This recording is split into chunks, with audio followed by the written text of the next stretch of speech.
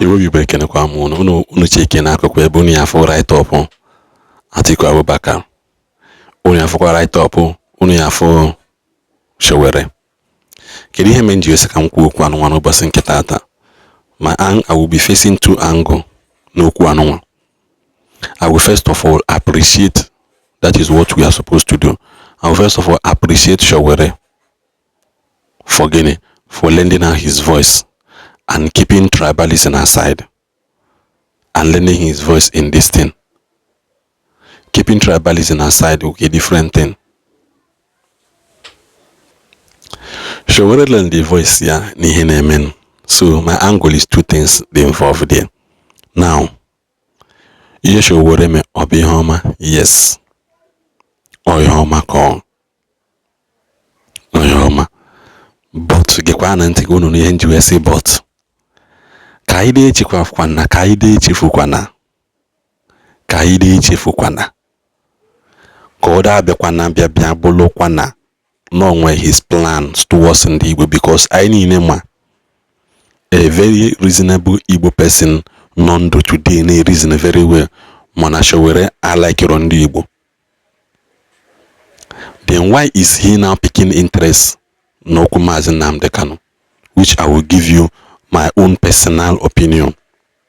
My own personal opinion. Now again, Sowore you take up this agenda. Mazi Nnamdi Kanu you want more of the publicity you deserve. Because now, unko the number be here na yelembani. I need a Ndigbo. Manas, like keep saying manakaide chifukwana. I need a money Sowore. Will he do this thing whether he would do Ndigbo to ransom? Because no one working on ọchịchị. Gịnị mere na ọ na-emere ihe mgbe nke Buhari nọ n'ọchịchị? Atiku na-ekwu okwu now. Atiku has his own primary agenda in all of these things. Yotago. Atiku has his own primary agenda in all of these things. A man hate people to be like Mazi Nnamdi Kanu.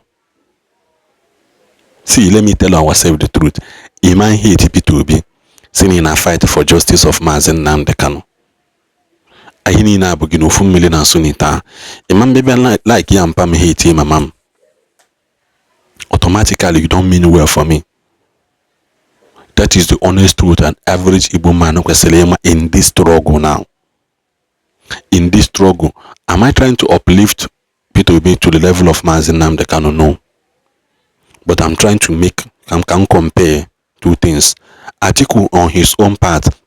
Why Atiku erase this platform, this agenda? Mgbe Buhari nwanne nwoke nọ n'ọchịchị na oppress ndị Igbo. Atiku mgbe onye kọbịa go post about the buying of ndị Fulani herdsmen na Nigeria as a whole. So you need to watch this political plans naga on a man again naturally Mazi Nnamdi Kanu zoloto. And I am also emphasizing on our Igbo bloggers. Mande na apota si na ha na support Sowore na eme nke ọzọ na eme nke ọzọ. Mana let me tell ourselves the kai go why the simple truth. Ọ bụrụ na somebody like just somebody, a random person na Igbo ai kita ko bunite that okwu Mazi Nnamdi Kanu gaba kini ya na afụ na Igbo platforms na wepụ ọnụ gị na biafra ka ebe nọ since kwuru okwu maka ya kede ebe nọ since ọ bụrụ Mazi Nnamdi Kanu ka ichi oji wee tọ ụtọ. Now this is the mindset some of our people nwe. Now Sowore ebunitego dị okwu now, a lot of people na-achọ ka ha bịa back up. Mana wele for example no nso nkwa maọbụ Harrison maọbụ another random person no na enwe bụ na random person. You know, gonya ha na-agbonye okwu ya na-agbagotere ọ bụrụ hedo like e-money or bikubana bunite this case. See, yeah, but this is a very political agenda, the very clean. The very clean. Sowore na akwado ime homa mana in the midst of homa kaide echefukwana.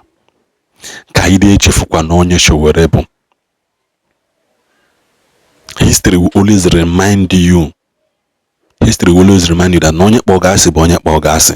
History will always remind you that na onye na-achọrọ ọganiru nwanne gị nwoke alaikọrọ gị. History will always remind you that na onye ọbụla mechiri ọnụ mgbe o kwesịrị ikwu okwu n'ihe na-eme nwanne gị nwoke doesn't like you. Anyị na-eme onye Sowore bụ. In the midst of this struggle, I'm ihe mere during election. Sowore na-eme ihe niile because na ọ nọrọ n'ọchịchị. Ọ bụrụ na ọ nọ n'ọchịchị, he wouldn't have dared to open up his mouth and do this thing. Ka ị na-echefukwana. Agwọ bụ agwọ.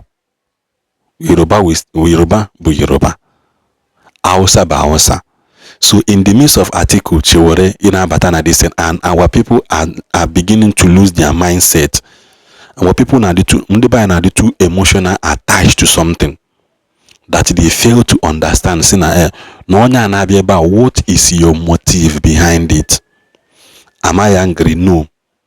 God knows that no Sowore can actually use wherever Mazi Nnamdi Kanu and get the required justice that he deserves. God do it. I am not against it.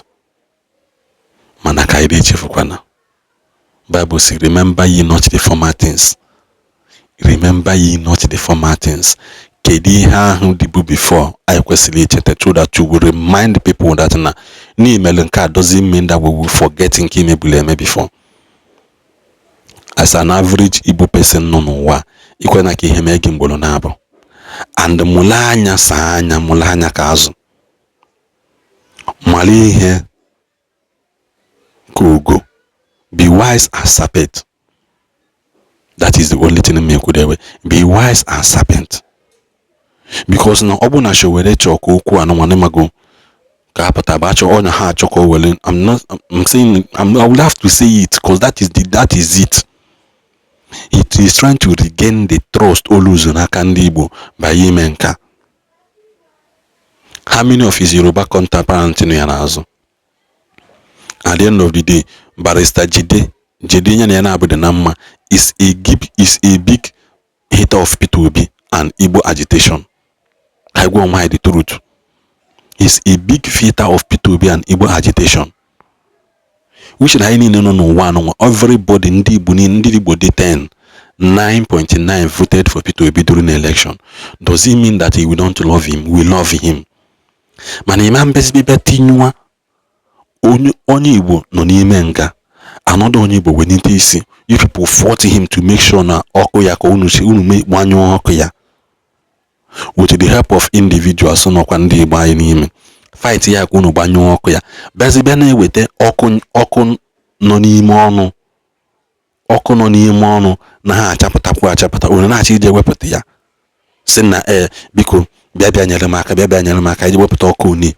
N'ọdụ ka ọkụ uni na-akwado inye onye ka iji wepụta ya nọ, forgetting that na-enwe electricity n'ọbụna that city kwesịrị inye obodo ahụ ọkụ. Ije gbanyụọ that switch. Je na-ajụzi Igbo iji wepụta nke nọ n'ime ọnụ. Onye ka anyị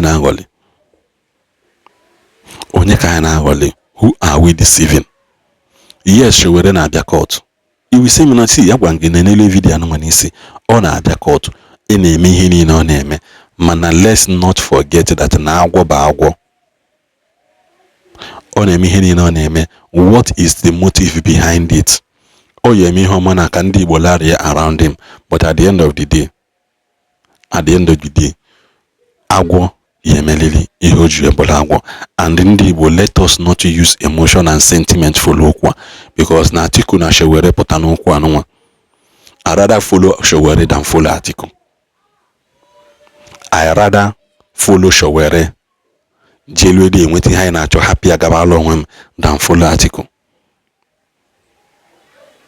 To follow Atiku in this struggle is the worst mistake we can ever make as a nation.